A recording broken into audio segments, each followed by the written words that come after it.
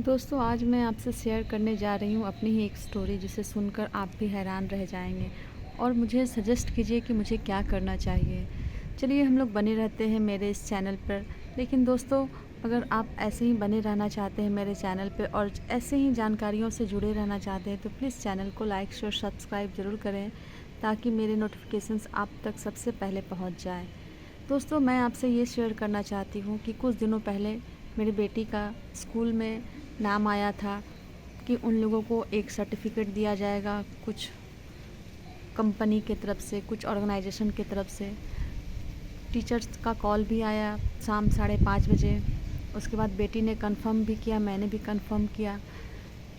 फिर हम लोग उस जगह पे पहुँचे भी जहाँ पे वो सेरेमनी अटेंड की गई थी, जहाँ पे वो सेरेमनी हो रही थी। वहाँ हम लोग तकरीबन 11 बजे पहुँच गए। सभी स्टूडेंट्स के नाम आ रहे थे। एक्चुअली मेरी बेटी ने फर्स्ट क्लास किया भी है, लेकिन स्कूल ने सेक्शन वाइज वो फर्स्ट है और पूरे स्कूल में बोला जाए तो अपने स्ट्रीम में वो थर्ड आई है। तो सभी बच्चों का नाम एक एक करके कॉल किया जा रहा था। टोटल जितने भी स्कूल्स थे, टोटल 129 स्कूल्स थे और 653 स्टूडेंट्स ने उसमें पार्टिसिपेशन किया था। सुबह 11 बजे से हम लोग वेट करते करते करते करते हम लोगों का शाम हो गया। उसके बाद 3 बजे फिर भी मेरी बेटी का नाम नहीं आया। मेरी बेटी थोड़ी सी डिमोटिवेट हो रही थी, लेकिन मैं उसे बोली कि अच्छा थोड़ा वेट और कर लो, देखो और भी बाकी बच्चे बचे हैं।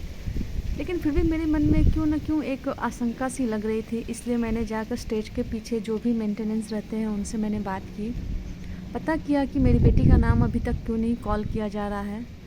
तो तकरीबन 3 बजे मुझे ये पता चल रहा है कि स्कूल से लिस्ट आने में कुछ प्रॉब्लम हो गई है और मेरी बेटी का नाम उसमें नहीं है। मेरी बेटी का फेस बिल्कुल रोआ रोआ सा हो गया। और सबसे बड़ी बात तो ये है कि मैं जैसे वहाँ पे पहुँची, मैंने व्हाट्सएप और फेसबुक में मैंने बेटी का अपना वो जो सेरेमनी बोर्ड होता है वो लगाकर ये भी लिख दिया कि मेरी बेटी भी इनवाइटेड की गई है इसमें। लेकिन उसके बाद बेटी का चेहरा है बिल्कुल उतर गया। बेटी गुस्सा भी की मेरे पे कि आप पहले क्यों कर दी, पर मैं क्या करती, काफ़ी बोर हो रही थी। मैं जानती थी कि जब नाम आया है तो इसे तो मिलेगा ही, सर्टिफिकेट तो मिलना ही है। लेकिन बाद में पता चला कि स्कूल्स के कुछ प्रॉब्लम्स की वजह से, लिस्ट में कुछ प्रॉब्लम होने की वजह से मेरी बेटी का नाम नहीं आया है। फिर मेरी बेटी को मैंने रास्ते में काफ़ी समझाया। मेरी बेटी बार बार परेशान हो रही थी कि मम्मी आपका टाइम वेस्ट हुआ, मेरा टाइम वेस्ट हुआ। लेकिन देखिए टाइम वेस्ट हुआ तो क्या हुआ, आखिर बेटी तो मेरे सिलेक्शन में आई ना। ये तो सारा फॉल्ट तो स्कूल्स वालों का है ना। तो फिर मैंने अपने बेटी को काफ़ी मोटिवेट किया, मैंने उनका प्रोत्साहन बढ़ाया कि कोई बात नहीं है। वो फिर शाम को आके पूरा सो ही गई समझिए। तो उसके बाद फिर क्या हुआ कि फिर मैंने उसे कॉफ़ी बना के दिया, फिर उसे मैं काफ़ी समझाई, तो फिर मेरी बेटी मान गई।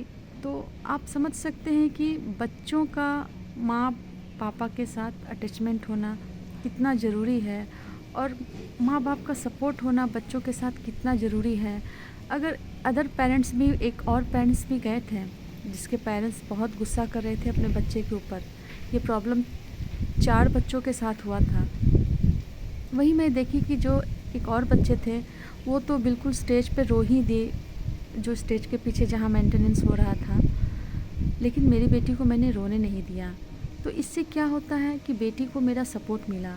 तो मैं आप सभी पेरेंट्स से ये अनुरोध करना चाहूँगी कि कभी भी जब ऐसा मोड़ आए जहाँ आपके बच्चे अकेलापन फ़ील करे या उसे हताश महसूस हो, उसके परफॉर्मेंस के बावजूद भी उसे कोई रिज़ल्ट ना मिले, तो प्लीज़ अपने बच्चों को एक बार समझो, उसे कंप्लेन या शिकायत ना करें और अपने एक्सपेक्टेशन को हद से ज़्यादा ऊंचा ना रखें।